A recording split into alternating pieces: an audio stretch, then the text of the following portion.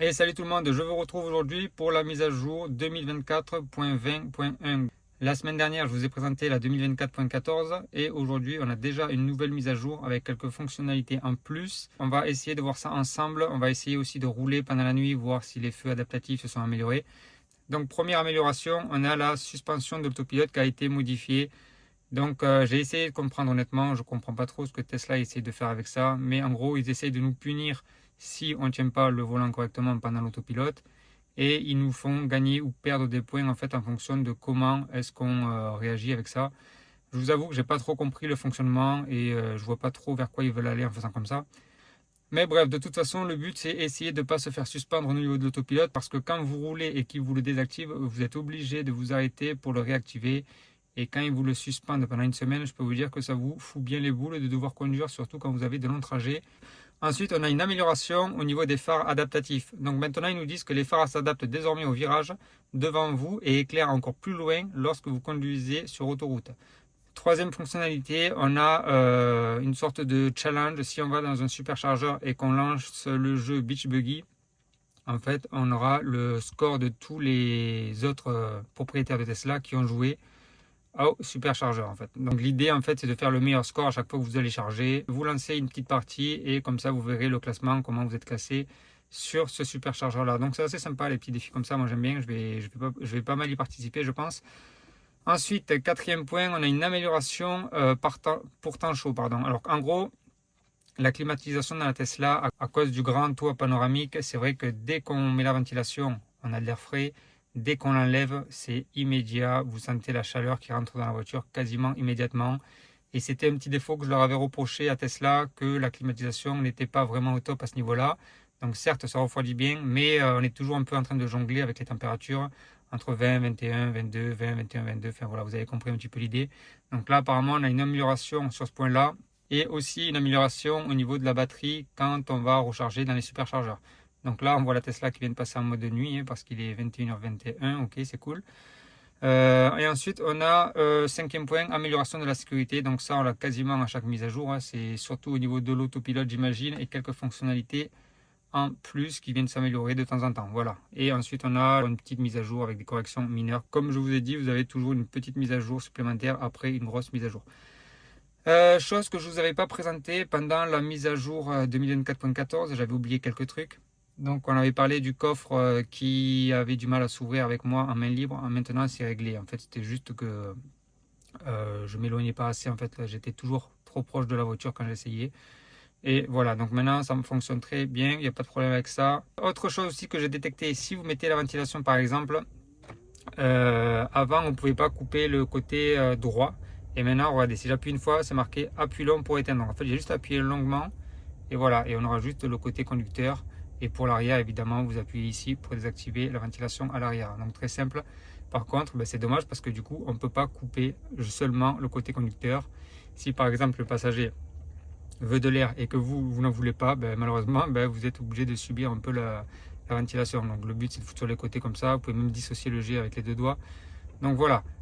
Super fonctionnalité, ça c'est vrai qu'on l'avait pas et du coup c'est cool. Bon, je vais repasser en mode jour parce que je vois que ça fait des reflets sur l'écran. Voilà, je vais juste changer aussi la couleur. Voilà, ça c'est nickel.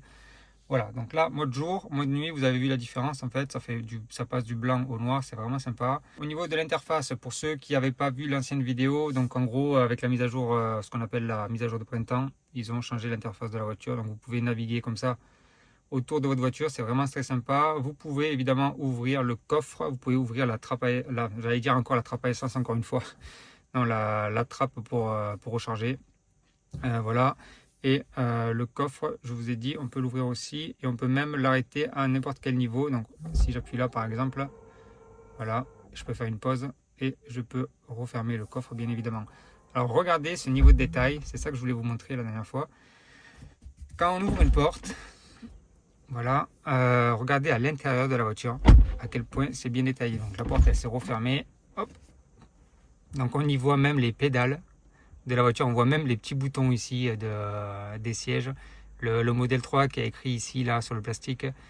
Franchement la voiture elle est vraiment bien modélisée, c'est assez rigolo. Au niveau de la porte arrière, bon là je vais pas l'ouvrir, mais en gros on voit l'écran avec la ventilation aussi. On voit que le verre au-dessus est séparé en deux comme la réalité, hein, donc avec le trait au milieu, une grande partie à gauche, une petite partie à droite. On voit, qu'est-ce qu'on voit d'autre?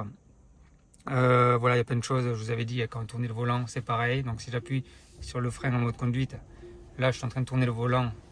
On voit les roues qui sont en train de tourner. On voit les clignotants aussi, voilà, qui s'affichent. Alors je ne sais pas si vous allez le voir à la caméra parce que c'est assez subtil. Mais en gros, on voit aussi les clignotants. Enfin voilà, il y avait plein de petits détails comme ça. Évidemment, le coffre avant, bon, là il est ouvert. Mais en réalité, il est juste déverrouillé. Là sur la voiture, il nous l'affiche ouvert. Qu'est-ce que je peux ouvrir d'autre? Attendez, on va tout ouvrir, voir ce que ça fait.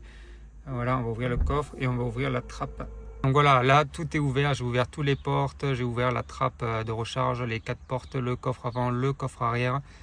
Et on voit tous les détails, on voit même la petite trappe pour le liquide lave-glace qui se met ici. La ventilation avec les grilles, un côté fermé, un côté ouvert, les essuie-glaces. Donc voilà, bon, pourquoi je vous montre ça, c'est pas pour faire de la vue, c'est juste parce que comme moi j'avais pas de Tesla, j'adorais voir comment était foutu en fait le logiciel de la Tesla. Et du coup, je sais que ça plaît à pas mal de monde. Donc voilà, si je mets les warnings par exemple, ou les feux, c'est pareil, si je mets les feux, voilà, les feux s'allument. Est-ce que ça marche si on appuie sur les pleins phares? Les pleins phares, on ne les voit pas affichés, c'est dommage. Les feux stop, évidemment que oui. Alors regardez, c'est marrant parce que le feu stop, là, il est en l'air et pourtant quand j'appuie, ça fonctionne quand même. Donc voilà. Donc ça, c'est drôle. On voit même les petites charnières là, du coffre. Enfin bref, vous avez compris. C'est dommage qu'on ne voit pas le dessous de la voiture par contre. On va partir sur la route et on va voir s'il y a eu des améliorations au niveau des feux adaptatifs, sachant que moi je l'ai trouvé déjà quasiment parfait. J'ai jamais repris un appel de phare avec ça. C'est parti, je suis sur une route. On va essayer de voir comment se comportent les phares. Alors c'est pas toujours évident, hein. Peut-être qu'on va rien voir. On va essayer. Donc je passe la marche avant. On va mettre le schéma en 3D. Et puis c'est parti. Le but c'est d'essayer de voir si les phares, les feux adaptatifs, il y a des changements ou pas. Donc là, c'est une route simple, il n'y a pas forcément de voitures qui passent. Mais déjà, on voit des premiers changements au niveau des feux. Alors, on voit qu'elle a confondu certainement le panneau là, ou alors elle a fait exprès pour ne pas nous éblouir. Mais elle a directement coupé les pixels au niveau du panneau qui était réfléchissant. Au niveau du virage, donc là, je ne vois pas de choses particulières. Ah si, encore une fois, le panneau qui était réfléchissant, elle a désactivé les pixels dessus. Je ne sais pas si ça va se voir à la caméra, mais tout de suite, on a vu quand même qu'elle a essayé tout de suite de comprendre si c'était une voiture ou pas. Alors, là-bas, je vois qu'il y a une voiture au fond. Là-bas, on va essayer de la rattraper. Donc, les feux adaptatifs, on les reconnaît parce qu'on a le logo bleu avec la lettre A à l'intérieur. Donc là, c'est parti. Là, ce que vous devez essayer de voir, c'est les feux au niveau du muret sur la gauche. Voilà, on voit que tout de suite, il a été rallumé après que la voiture soit passée. On voit les pixels qui commencent à bouger au niveau des feux. Là, moi personnellement, je le vois à l'œil. On voit que ça s'éteint juste derrière la voiture. Voilà, juste derrière la voiture, on voit que ça reste noir. Donc lui, normalement, il n'est pas du tout ébloui par mes phares à moi. Et on voit que c'est quasiment de l'instantané en fait. Ça bouge sans arrêt. Voilà. Si on s'approche un peu plus. Donc c'est pareil, on voit que la voiture elle-même n'est pas du tout éblouie. Parce que sinon, on verrait la couleur de la voiture. Voilà. Donc là, je vais essayer de ralentir maintenant et on va voir si les feux adaptatifs s'adaptent. Il y a une voiture qui arrive à gauche, on va voir sur le muret s'il y a un changement. Voilà, regardez bien le muret de gauche. Voilà, vous avez vu que le muret tout de suite s'est rallumé. Donc elle prend bien en compte, elle a une vision bien large pour la vision adaptative. Je ne sais pas si on appelle ça comme ça. Et encore une fois, on voit toujours les pixels qui s'allument devant, juste derrière la voiture, pardon. Donc voilà, là ça se voit quand même assez clairement que les feux s'adaptent en temps réel au niveau des voitures. Donc là, on va faire juste le tour du rond-point et je vais activer l'autopilote. À partir de là, j'enclenche l'autopilote en appuyant 2 fois sur le volant. Voilà, là je suis en autopilote, donc j'ai plus les pieds ni les mains sur le volant. Et on va voir, alors attendez, je vais essayer de zoomer un petit peu comme ça vous verrez mieux.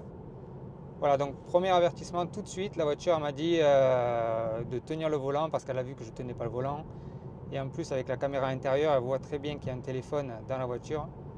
La route arc-en-ciel qui est un petit rappel à Mario Kart de l'époque quand on prenait l'étoile magique ou que la voiture conduisait toute seule. Enfin que le kart conduisait tout seul, voilà, donc c'est un petit un petit Easter egg de la part de Tesla, hein. Donc là, on voit une voiture qui arrive. Regardez bien sur le muret de gauche. Normalement, vous devriez voir que les feux s'éteignent et qui vont se rallumer juste après le passage de la voiture. Donc là, normalement, vous devrez le voir. Voilà, alors je ne sais pas si ça c'est bien vu. La deuxième voiture, voilà, là on l'a bien vu par contre, et là ça s'est rallumé quasiment aussitôt. Le but des feux adaptatifs, c'est que la voiture reste toujours en plein phare. Comme ça, on a une meilleure visibilité et ça n'éblouit pas les autres. Par contre, quand on arrive en ville, elle le sait très bien qu'on arrive en ville et du coup, elle éteint quand même les pleins phares. Donc là, encore une fois, on voit très bien que les feux s'adaptent très bien à la voiture qui arrive juste là. Regardez le muret juste à gauche qui va se rallumer. Voilà, là on a très bien vu. Donc voilà, j'espère que ce format de vidéo vous a plu. Dites-moi le dans les commentaires et moi je vous dis à très vite pour une prochaine vidéo. Allez, salut, ciao ciao.